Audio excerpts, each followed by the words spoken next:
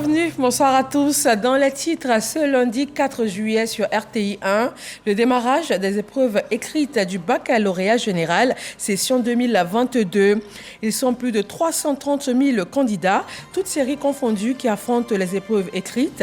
C'est au lycée moderne de jeunes filles de Yopougon que la ministre Mariatou Koné a procédé au lancement officiel des épreuves. Le président de l'Assemblée nationale de Côte d'Ivoire s'est rendu à Agboville, dans la région de l'Agnébi-Tiassa. 26 jours après son élection, Adama Bictogo a été confié son mandat aux populations de sa ville natale, sa vision et également ses ambitions pour l'Assemblée nationale. Infrastructure routière, plusieurs routes en voie de bitumage dans le nord de la Côte d'Ivoire, notamment les voies Kanaolo-Korogo, Korogo-Ferké pour 124 km. Le ministère de l'Équipement et de l'Entretien routier a dépêché sur place une mission pour constater l'état d'avancement des travaux. Et puis, dans le conflit russo-ukrainien, le président russe Vladimir Poutine a ordonné ce lundi à ses forces de poursuivre leur offensive dans l'est de l'Ukraine, une décision qui intervient après la conquête de l'intégralité de la région de Louhansk. Et merci de nous rejoindre pour l'information sur RTI 1. Les épreuves écrites du baccalauréat général ont démarré ce matin.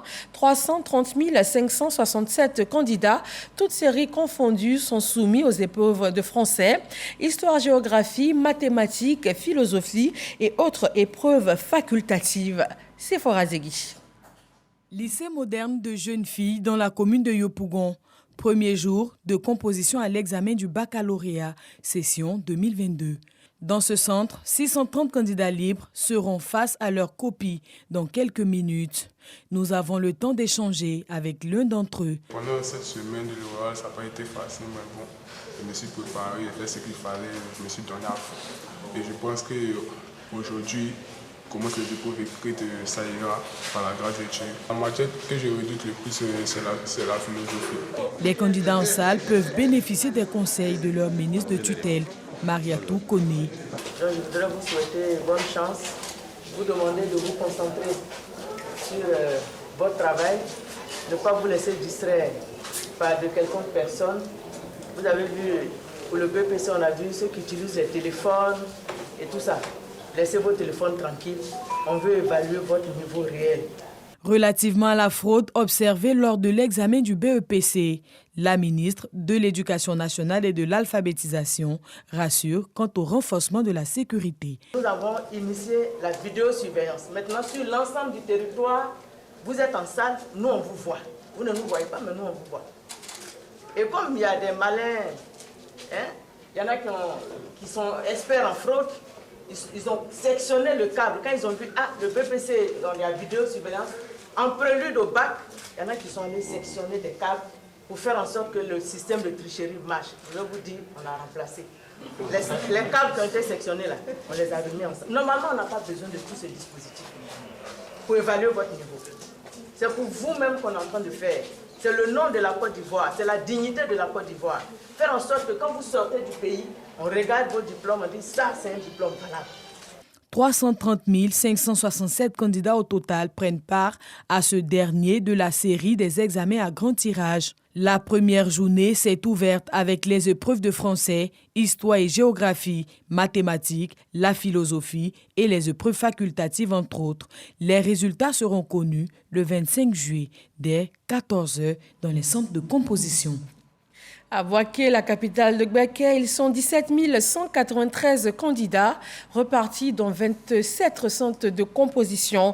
Et tout comme à Abidjan, des mesures renforcées ont été prises afin de venir à bout de toute tentative de fraude. Soro Corona.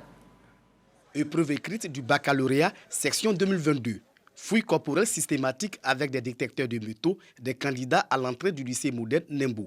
Des mesures strictes pour étouffer toute velléité de fraude. Nous évitons la tricherie en prenant les pullovers, les foulards, parce que les élèves peuvent cacher des bouts de papier dans les pullovers, le portable surtout, même dans le foulard, les filles le font et puis elles attachent. Pour ce début de composition, toutes les dispositions sont prises pour un bon déroulement du dernier examen à grand tirage de l'année scolaire 2021-2022. Surveillants, forces de défense et de sécurité sont à leur poste. La surveillance vidéo est l'innovation majeure cette année. Depuis l'arrivée de Madame le ministre, elle combat ce fléau et nous, en tant que collaboratrices de Madame le ministre, nous marchons dans ses pas. Innovation pour dissuader d'éventuels fraudeurs et tricheurs, ce sont les caméras de surveillance. Dans la région de Gbeke, ils sont 17 193 candidats à frapper aux portes des universités et grandes écoles de Côte d'Ivoire. Ils sont répartis dans 25 centres de composition pour les 2 directions régionales de l'éducation nationale et de l'alphabétisation. Pour ces premiers jours, ce sont des candidats décontractés et confiants. L'épreuve de la composition française est abordable pour un élève assidu au cours ou dit des candidats. Il est abordable parce que ça dépend de la compréhension de chacun. Avant tout, il faut se concentrer et lire à plusieurs reprises avant de comprendre de quoi il s'agit dans le texte. Au centre de composition de Nembou, les candidats libres sont confrontés à une question d'identité. On se rend compte qu'il y a certains qui ont les attestations d'identité. Donc on nous a demandé de les évacuer. Donc il y a certains qui sont un peu résistants. Donc on discute avec eux, on essaie d'échanger avec eux. Et donc tout à l'heure, j'ai dit à un groupe là d'aller à la draine là-bas. Voilà, nous ne sommes que des exécutants. On a reçu des consignes, donc on ne fait que les appliquer. La région de Gbeke a enregistré un taux de réussite de 33,8% la session 2021. Pour cette session, les autorités éducatives promettent un meilleur taux. La ville de San Pedro compte 10 130 candidats pour 11 centres de composition. Sam Conan nous propose des images du lancement régional des épreuves à San Pedro ce matin. Baccalauréat session 2022. Les épreuves écrites ont démarré ce matin. Au collège moderne KFW, les autorités locales ont procédé au lancement régional de l'examen. La secrétaire générale de préfecture, Sanogo Fatoumata Okone, avant la distribution de la première épreuve, qui est le français, a prodigué des conseils aux candidats quant à la tricherie. Selon la présidente du jury, Gabrielle Keita, toutes les dispositions ont été prises pour lutter justement contre la fraude. Jusqu'à maintenant, les examens se déroulent très bien. Les épreuves orales se sont bien déroulées il y a une semaine et aujourd'hui nous entamons les épreuves écrites. Les dispositions sont prises à tous les niveaux pour que nous puissions éviter, éradiquer la fraude. Parce qu'il s'agit pour nous de crédibiliser nos examens. Ils sont 10 130 candidats, dont 4 548 filles, qui affrontent le baccalauréat général et technique dans la région de San Pedro. Le 25 juillet prochain, chacun des candidats sera situé sur son sort. En attendant, ces épreuves écrites se poursuivent jusqu'au vendredi prochain. On reste dans l'éducation. Le centre d'éveil et de stimulation des enfants handicapés de Yopougon va bénéficier d'une opération pour son réaménagement et son équipement. À la faveur d'un dîner gala, le Rotary Club Abidjan Atlantis a récolté la somme de 70 millions de nos francs afin de financer les travaux. Amadou Ouattara. Je remets ce collier en ta qualité de président du Rotary Club Abidjan Atlantis. Le Rotary Club Atlantis a un nouveau président.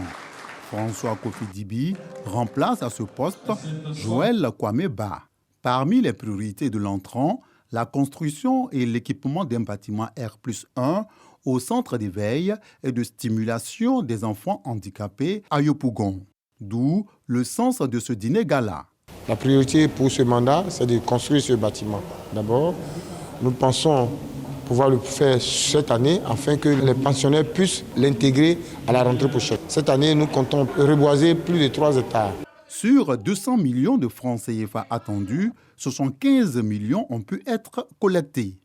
Parmi les donateurs, des membres de la famille du défunt Premier ministre, Amadou Gon Coulibaly. À l'occasion de ces 2 années de rappel à Dieu, honneur lui a été fait pour ses actions en faveur des populations. Le Rotary qui a pour vocation donc la solidarité, l'entraide, s'engage dans un axe de solidarité et qu'ils prennent Amadou Gon Coulibaly, l'ex-premier ministre, comme égérie, ça nous touche énormément, on les en remercie.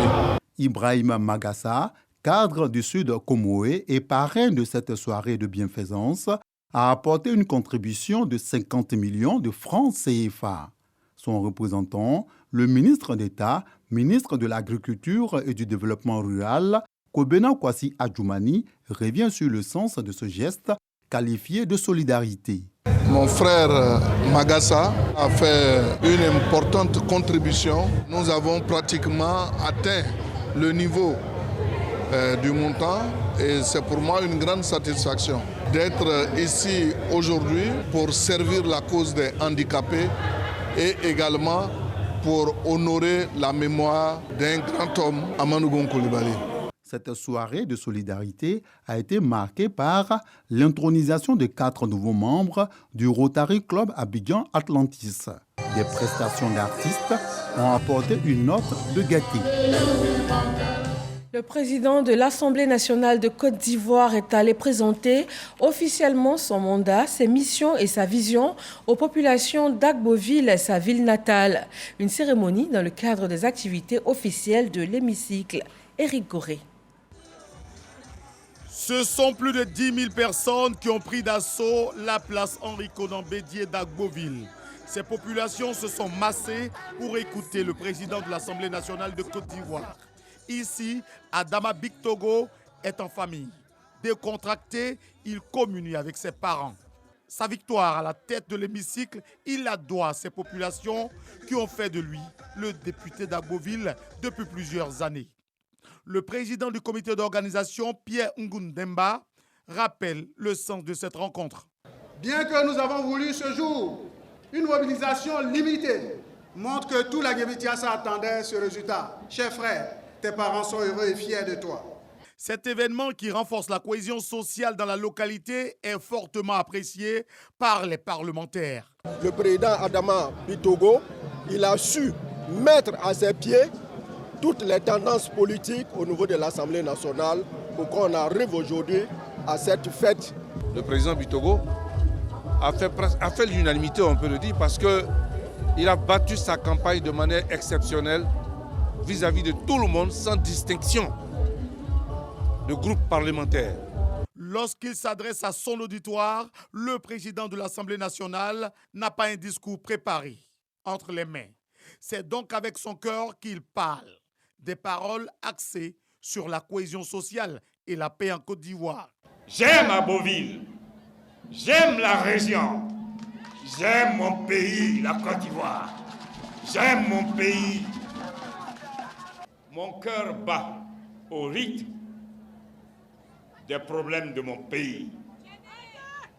Comme à chaque jour, accompagner le président Alassane Ouattara pour que cette Côte d'Ivoire forte de sa diversité, cette Côte d'Ivoire forte de sa culture, de la richesse de sa culture, cette Côte d'Ivoire forte de la diversité des religions, cette Côte d'Ivoire forte de la diversité de ses régions, telle que l'Assemblée nationale se présente, l'expression plurielle d'une Côte d'Ivoire plus réelle. Avant cette cérémonie, le président de l'Assemblée nationale s'était rendu à la mosquée et à l'église pour confier son élection au Seigneur. Députés, cadres et populations de l'Agnébitiassa se sont prononcés à l'issue de la cérémonie officielle au micro de Éric Goré. Agboville est honoré ce jour béni, ce jour spécial, et cela grâce à un homme d'exception, un don du ciel, qui est le président Alassane Ouattara. Pour nous, Adama Bictogo, de par sa façon de faire, de par sa façon de rassembler, de par son charisme, a fait que tous les députés se sont donnés pour objectif de faire de lui président de l'Assemblée nationale, ce qui est. Nous remercions le chef de l'État de sa très grande clairvoyance. Il y a un proverbe chez nous qui dit « Le chef assis voit plus loin que nous les enfants debout ». Aujourd'hui, le président est venu se présenter à ses parents. Il est de notre devoir en tant que député de l'accompagner. En tout cas, ça a été une fête de communion, une fête familiale. Ce que j'ai à dire, c'est de remercier Dieu, Dieu le Tout-Puissant, et dire merci au président de la République. Parce qu'il a fabriqué l'homme politique, Adama Bictogo, qui est vraiment attaché à sa famille de la Nyebi Tiassa. Adama Pikoto est un fils d'Agboville. Moi, j'ai grandi à Agboville avec ses grands frères, on a joué au ballon ensemble, on a tout fait ensemble. Il est fils d'ici, il s'est donné ici, il a étudié ici, il est venu achever sa mission ici. C'est le sens que je donne. Je ne fais que me réjouir.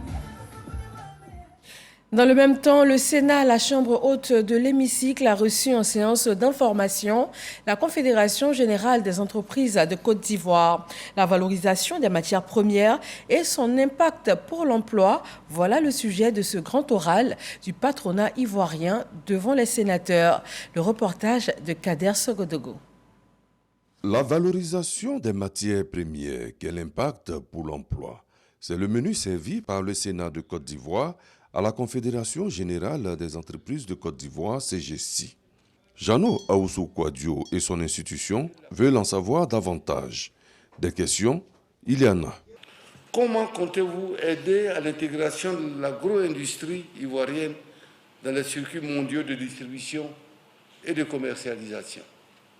Dans le triptyque gouvernement, secteur privé, parlement, quelles sont les attentes spécifiques de la CGCI vis-à-vis du Parlement pour optimiser la contribution du secteur privé dans la valorisation des matières premières et la création des emplois nouveaux pour la jeunesse ivoirienne?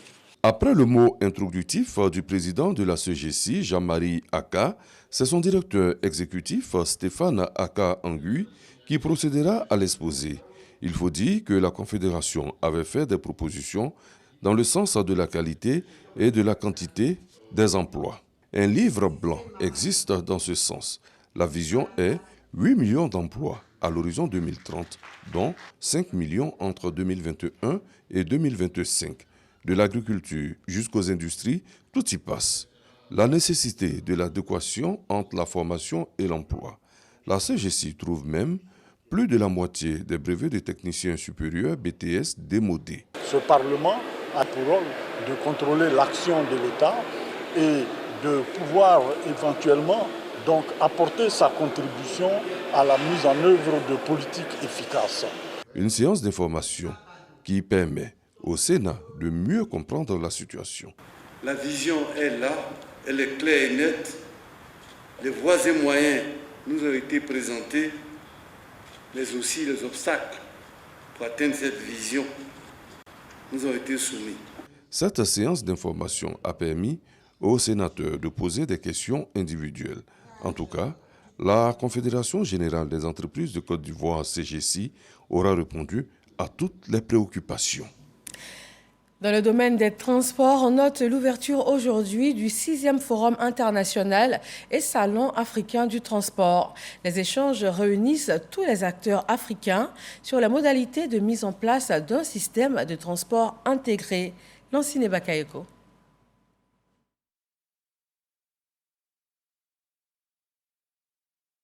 Selon une étude menée par le cabinet Deloitte, la part des projets de transport dans les investissements consacrés aux infrastructures sur le continent africain sont en nette augmentation au point de devenir la plus importante. Cette tendance est favorisée par le besoin de plus en plus croissant d'intégration dans cet espace.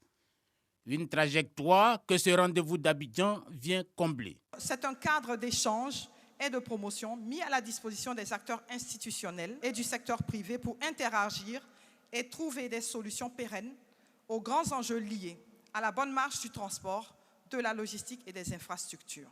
Il s'agit pour le monde de la logistique d'intégrer dans toute sa plénitude l'interface transport, maillon essentiel de la chaîne, y compris les secteurs connexes.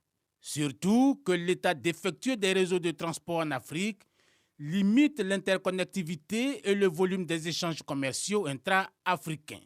En attendant cette dynamique bâtie autour du ferroviaire, du maritime et de l'aérien, les routes revendiquent un rôle de premier plan. La question de la mobilité de nos populations, du transport des marchandises de nos opérateurs économiques est une question extrêmement importante. Dans un monde où tout va vite, c'est pour cela qu'il nous faut aujourd'hui mener des réflexions en profondeur pour que depuis le petit conducteur jusqu'au grand transporteur, la question de l'information, du renforcement des capacités prenne le pas pour que l'appropriation de tout ce qui va être dit au niveau communautaire, au niveau international, mondial, au niveau national, soit comprise par le plus petit exploitant. Les routiers prendront leur place.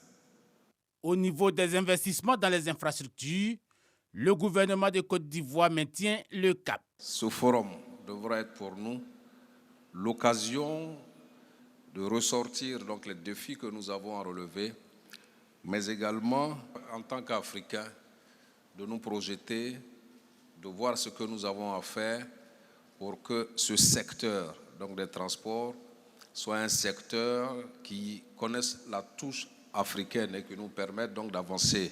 Plusieurs opérateurs économiques prennent part aux expositions et aux rencontres d'affaires.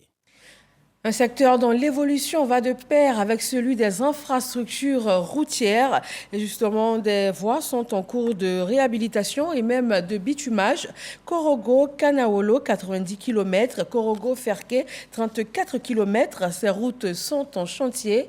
Le point d'avancement avec Kader Sokodogo. Kanaolo-Korogo est la traversée de Korogo en 2 fois 2 voies. 90 km de route. Le poids de l'âge et la forte circulation sur cet axe auront eu raison de sa qualité. Une dégradation qui sera bientôt un lointain souvenir. Les travaux de réhabilitation de cette route ont commencé. Nous apportons les encouragements du ministère à tous nos acteurs sur le terrain, nos collaborateurs, et leur dire de tenir serré dans les délais et puis mettre les bouchées doubles. Korogo fait que c'est debout avec la traversée de Sinématiali en 2 fois 2 voies, 34 km 900. Les travaux sont également en cours pour redonner à cette route son lustre d'antan. Des travaux bien accueillis dans toutes les localités traversées. C'est une grande joie pour nous de voir cette route réhabilitée et ça nous fera plaisir. On remercie le gouvernement, le président Alassane Ouattara avec son équipe pour le formidable travail qu'ils accomplissent au quotidien pour le bien-être des citoyens de Côte d'Ivoire. Le président de la République, c'est que tout ce qu'il fait là, c'est pour nous-mêmes, c'est pas pour lui-même. Voilà. En tout cas, on peut le saluer. Ce qu'il fait là, nous, on est soulagés, on est contents. Ce sont ainsi un linéaire total de 144 km qui sont en cours de réhabilitation entre le Poro et le Djologo. Les coûts sont estimés à environ 100 milliards de francs CFA. Reste à venir l'axe Korogo-Bundiali dont la réhabilitation ne va pas tarder. Nous restons à Korogo. La double cérémonie d'inauguration de la nouvelle mosquée et l'installation de son imam a réuni du beau monde. Ami Sissoko nous fait vivre en images cette rencontre religieuse. La liste des édifices religieux musulmans s'allonge dans le Poro. L'Agnéné, dans la sous-préfecture de Korogo, a désormais une nouvelle mosquée, baptisée Nour. Un don du ministre de la Communication et de l'économie numérique, par ailleurs député sous-préfecture de Korogo, Amadou Koulibaly. Les rênes de cet édifice sont confiées à Daouda Ouattara. Le COSIM, sous la direction du cheikh Al-Aïma Ousmane Diakité, procède à son intronisation. Il reçoit ici les attributs de son imama, un turban, une canne et le Saint-Coran, symbole de paix et de fidélité à Allah. Je suis tellement heureux. C'est une mosquée qui permettra à toute la communauté de l'Agnéné de pratiquer correctement sa religion à travers les enseignements que nous allons donner à nos fidèles. Ce lieu de culte dispose d'une salle de prière pouvant accueillir plus de 300 fidèles, des latrines, des magasins et une pompe à énergie solaire. Il a mis partout dans le village.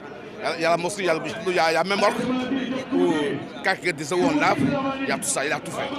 Il reste maintenant la clôture, mais il a promis qu'il va faire la clôture de la mosquée. La construction de cette mosquée a été impulsée par le défunt Premier ministre Amadou Gon Coulibaly. Par fidélité et par amour pour son mentor, le ministre de la Communication et de l'économie numérique achève l'édifice à hauteur de 32 millions de francs CFA. Pour la symbolique de cet acte, nous avons souhaité vraiment être là pour faire connaître cet exemple à suivre, à méditer par la communauté musulmane, que toute la communauté nationale sache qu'il ne faut pas désespérer de notre pays, qu'il y a toujours des hommes qui respectent non seulement leurs propres engagements, mais les engagements de leurs pairs. Je dois avouer que si Au début, c'était un élan naturel. Mais tous les propos du cheikh, le sermon qu'il a prononcé, nous ont invités à davantage de méditation et à comprendre nous-mêmes ce qui était dans notre subconscient et qui nous a poussés à réaliser cette œuvre-là. La mosquée Nour de Lagnéné abrite sa toute première prière le vendredi 1er juillet, officiée par Cheikh Al-Aïma Ousmane Diakité. Après Lagnéné, le COSI met le cap sur Korogo pour se recueillir sur la tombe de l'ex-premier ministre Amadou Gon Coulibaly. Et nous mettons le cap sur le sud-ouest ivoirien. Les femmes de Soubré sont formées pour arriver à transformer et à mieux structurer leurs activités génératrices de revenus. Il s'agit pour elles de passer du secteur informel à celui de promotrices de micro-entreprises.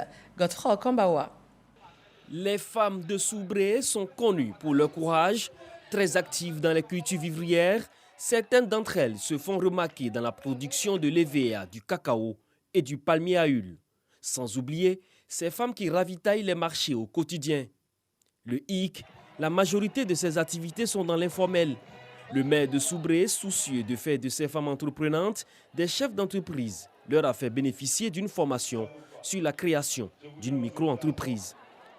C'est toujours avec détermination que mon équipe municipale et moi-même, nous nous engageons dans toutes les actions liées à la femme, à sa promotion, car est-il nécessaire encore de rappeler le rôle éminemment important de la femme dans la famille et la société, celui de pilier, de ciment, de conseillère.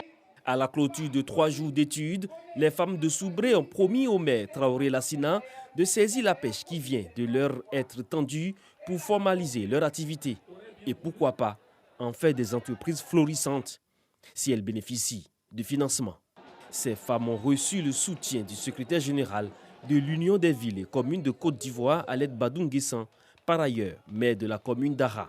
Le président de la République œuvre avec à ses côtés notre maman Dominique Ouattara pour l'émergence de la Côte d'Ivoire, mais aussi pour l'autonomie des femmes. On ne dit plus derrière un grand homme, on dit à côté d'un grand homme se trouve une femme pour le soutenir, l'accompagner dans la réussite. Le secrétaire général de l'IVICOSI croit que les femmes ont la capacité comme les hommes de réussir au niveau économique. Leur engagement ne fera qu'apporter une plus-value à l'économie ivoirienne. Et puis cette triste note à Gagnoa, les obsèques de la mère du professeur Maurice Kakou Gikawe, le vice-président et chef du secrétariat exécutif du PDCI-RDA, a reçu le soutien des présidents du Sénat et de l'Assemblée nationale. Franck Quadio. Tous solidaires dans l'affliction, militants et cadres du PDCI, du RHDP, du PPACI, président d'institutions, auprès du professeur Maurice Kakou Gikawe, cadre du PDCI, dans cette épreuve de l'ultime séparation après le décès de sa génitrice le 22 février dernier. Paroisse de l'Immaculée Conception de Garaï au département de Gagnoa, Monseigneur Joseph Aké, archevêque métropolitain, rappelle à tous la vacuité de l'existence de l'homme. Nous sommes passés par la mort avec le Christ. Nous croyons que nous vivrons aussi avec lui. Dans cette espérance. Des circonstances tristes, certes, mais un moment pour marquer la compassion et la solidarité. Le président du Sénat, Jeannot Aoussou Kouadio, insiste sur les relations fraternelles qui, au-delà de tout, lient les hommes politiques ivoiriens. Tribulation de la vie politique ne s'attaque pas sur la fraternité qui est au-dessus de tout. Donc nous sommes venus accompagner notre maman, que j'ai connue très bien, en espérant que avec le départ de la maman, nous puissions nous retrouver dans le cadre politique pour pouvoir bâtir la Côte d'Ivoire dans la paix. À Dikoué-Palignoa, 15 km de Gagnoa, c'est l'ultime adieu sur la terre natale de la défunte. Le président de l'Assemblée nationale, Adama Bictogo, à la tête d'une délégation d'élus, marque sa présence et son soutien au professeur Gikawe. Avec à sa tête, le président Adama Bictogo vous dit de ne pas trop pleurer. Parce que cette Assemblée nationale qu'il conduit sera toujours à vos côtés. À vous tous, pour avoir sursis à vos occupations importantes, pour nous apporter votre compassion et votre amour. Plusieurs dons sont faits, ceux du chef de l'État, du vice-président de la République, du Premier ministre, sans oublier l'Assemblée nationale. Une action symbolique achevée par l'ultime séparation pour le voyage du non-retour. Sur la scène internationale, le président russe Vladimir Poutine a annoncé ce lundi à ses forces de poursuivre leur offensive dans l'est de l'Ukraine. Une décision prise après la conquête de l'intégralité de la région de Louhansk. Cette région et celle voisine de Donetsk forment le bassin minier de l'est de l'Ukraine que les forces de Moscou entendent conquérir dans son intégralité. Merci de vous informer sur RTI 1. Retrouvez à 23h Marine Cognan. Moi, je vous souhaite une très bonne fin de soirée et à demain.